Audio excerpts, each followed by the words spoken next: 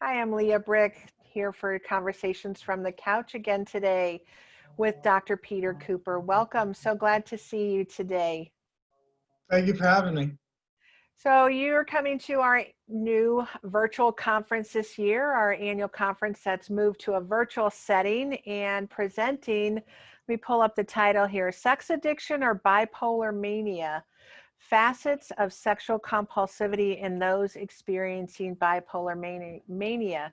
You're doing a moderated table discussion for us, which is always something that's really popular at our conference. And we're really grateful you're doing that twice for us on Thursday, October 15th at 5:30 Central and Friday, October 16th at 4 p.m. Central. So that'll be easy for you, your Central time. You won't hmm have any trouble joining us for that. Tell us a little bit about the inspiration behind your presentation.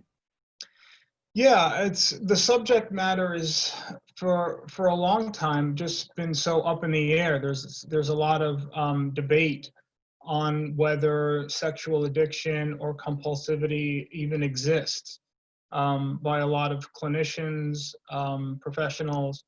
So there's a lot of division about the subject matter, and there's people that do believe that it exists. And so one of the things that we'll be seeing in the roundtable discussion is supporting evidence. I am someone who believes that it does exist and it needs to be addressed. And that's one of the things I'll be presenting is some supporting evidence and research. But yeah, we see from the World Health Organization and people in with the DSM, there's conflicting reports there of what they're including, what they're excluding, and so yeah, I mean that's pretty much it. I think it deserves some discussion and some attention brought to it, and hopefully one day we can get a solid diagnosis and operational definition of what it really is. And so your addition of bipolar mania into the title, tell me a little bit more about that. Yeah, we often see, in bipolar disorder, the manic cycling, sexual acting out and sexual compulsivity can, at least half the time, is a manifestation of that mania, in addition to other things. But, so looking at those facets of people with mood disorders, more particularly bipolar disorder, um, in my experience in working with people with mood disorders, more particularly bipolar disorder, the consequences, the personal consequences that the sexual compulsive acting out has for them, and these are people who have, they're not antisocial personalities where they have no remorse or no conscience, as it were, but these are people that it really affects their lives in very negative ways. They lose their jobs, they lose their spouse, their relationships, and it's very devastating to all involved, the people that are affected, and our society. So from the macrocosm, from a macro perspective, we're seeing, um, the effects as well, the ripple effect. So, that's why I put that as an element of the discussion. Um, I think it's important as well, the devastating effects that it can have and that it does have.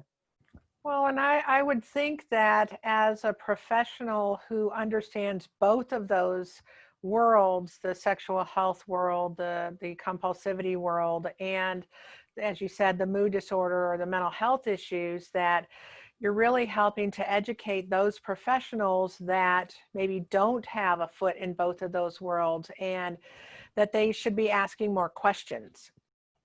Absolutely, absolutely. It's to think critically. I think one of the, at least speaking for myself, one of the important paramount things of paramount importance in being an educator is to get people to think, to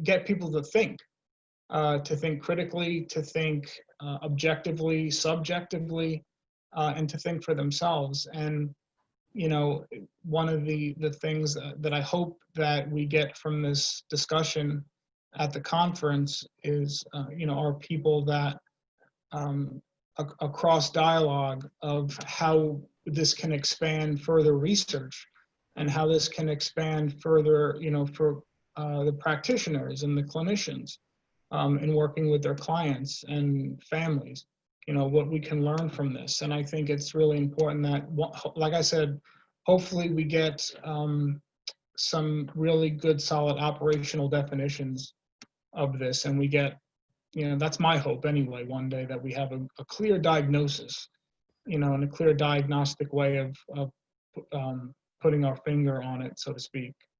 Why do you think it matters so much to sexual health? Why is your topic and the topic of clear diagnoses important to sexual health?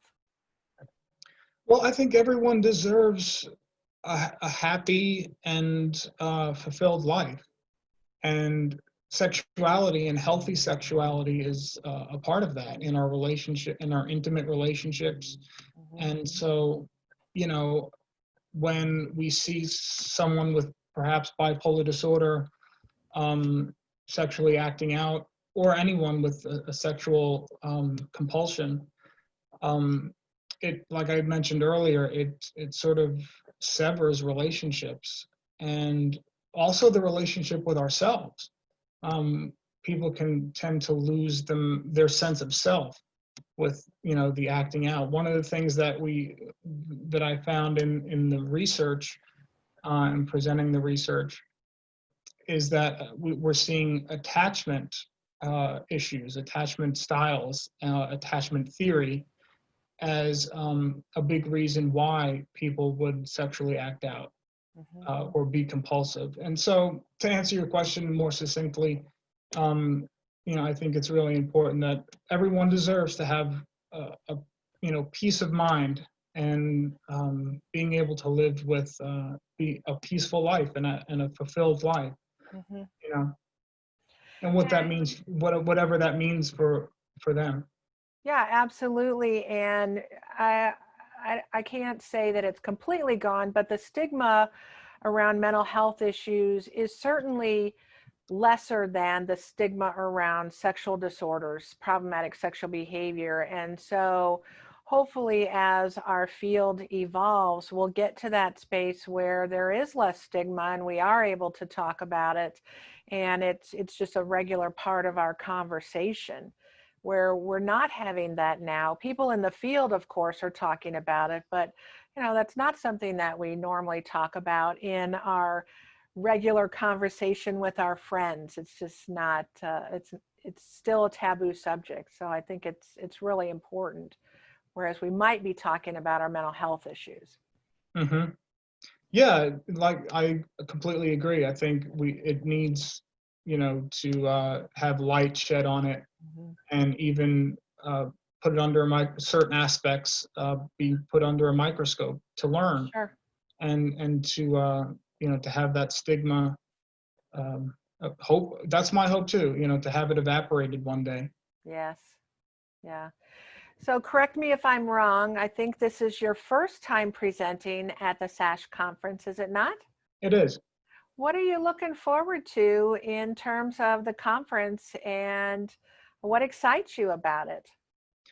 I just love, whether it's in an online platform or, in person, just meeting people and learning from people. There's just always so much to learn. So the learning experiences, learning from other people's experiences. Okay, we're all in the field. We're all either practitioners or researchers or both, or all of that kind of stuff. But we're all have unique aspects to ourselves from a humanistic perspective. We're all individual people. Right. And so, as always, I always look forward to meeting people, getting to know them, referrals. You never know who you might meet. You never know what you might have in common with someone or whatever. I think initially we were supposed to be in Seattle, and or so if it was in Seattle, you never know. You might meet someone from your own town, Right. and you didn't know that they were going, et cetera, et cetera. So it's just really fun to always meet new people and learn. have some laughs, not take ourselves too seriously. Yes. I think that's really important too. Yeah. Well, and the benefit of your presentation is it is like sitting around it at your coffee table or in your living room having a discussion with a small group. So you really will get to meet some new people and have that experience like that as though you were sitting together. So I think that's a huge benefit. Are in your practice, are you online regularly? Is this a regular part of your world, or is this a new environment for you? I've always, well, at least over the past, I'd say maybe 2 years, 2 to 3 years, I've integrated it into my practice, Mhm. teletherapy and that kind of thing. Obviously, with the pandemic and the COVID-19 outbreak, it's been pretty much 100%. Uh-huh. Um, but it's the future anyway. I think it's even had there not been a pandemic, I think teletherapy is a wonderful way to integrate our practices. Sure. Um, it certainly benefits people who might be infirm, can't get out, might have certain issues, psychological issues, claustrophobia, um, whatever that precludes them from getting out. So it's just another element that we can integrate into our practices, at least for me, Mhm. in tandem with face-to-face traditional styles of counseling. Absolutely. And I think the other benefit to it is you think about people in small communities or in a community that doesn't have a practitioner like yourself that has an expertise in a particular area. And here they are now able to access those services.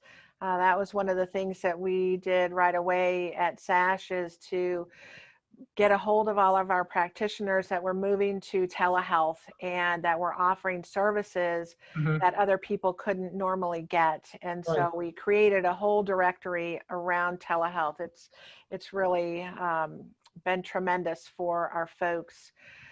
You're not new to the world, but obviously you're doing more of it. And what are you doing to bring some centeredness, some balance to yourself when you've been sitting in these kind of environments and in this session, here we are all day long, 8 hours. What are you doing to bring some balance to yourself? And how are you helping your clients to find that balance? Well, one of the things I love the outdoors, and so in that sense, whether it's teletherapy or even traditional styles of therapy, and when I say traditional styles of therapy, we're talking about being in an office. Um, so we're indoors. We're indoors a lot, and so I love being outside. I walk outside. I walk in nature. I love riding motorcycles, so I ride my motorcycle a lot. Nice. Yoga. Uh, I practice yoga outdoors. So I that's something that's been ingrained in me since I was a kid. I just preferred being outside, and so that's that's what I do. And another thing that I've integrated into my practice is walk and talk, what I call walk and talk therapy. I didn't invent that term or anything, but um, the idea of meeting people outside and talking with them you know, in in nature. Meeting them in the community, in private areas and stuff, but walking with them, talking with them in natural settings. And I've had some success with that. Not everybody wants to meet on a computer or in an office. Sure. So, I've had, it's been fairly good. I mean, there's been a nice response to that. That is an unbelievable setting. So it really will I could see how that would create almost a centering effect and provide people an opportunity to share maybe where they wouldn't have shared in an office Hmm. or create a space for sharing. That's tremendous. Precisely. Yeah. I mean, some people just like myself, um, other people just feel more comfortable outdoors, and they're more likely to open up and share. And so, yeah, just being outdoors most of the time or whenever I can. Sure. And, it's great for the soul. Really is. Absolutely. Absolutely. Well, I just want to thank you again for spending time with us today for Conversations from the Couch and telling us more about your session. And we look forward to seeing you online. Just to remind our viewers that your session is Sexual Addiction or Bipolar Mania, Facets of Sexual Compulsivity and Those Experiencing Bipolar Mania. And you're presenting on Thursday, October 15th at 5:30 Central and Friday, October 16th at 4 p.m. Central. So we That's look right. forward to seeing you online, and thank you so much for being a part of our little series here. Thank you so much for having me. I appreciate it so much. We'll see you soon. Thank you. Bye-bye. Bye.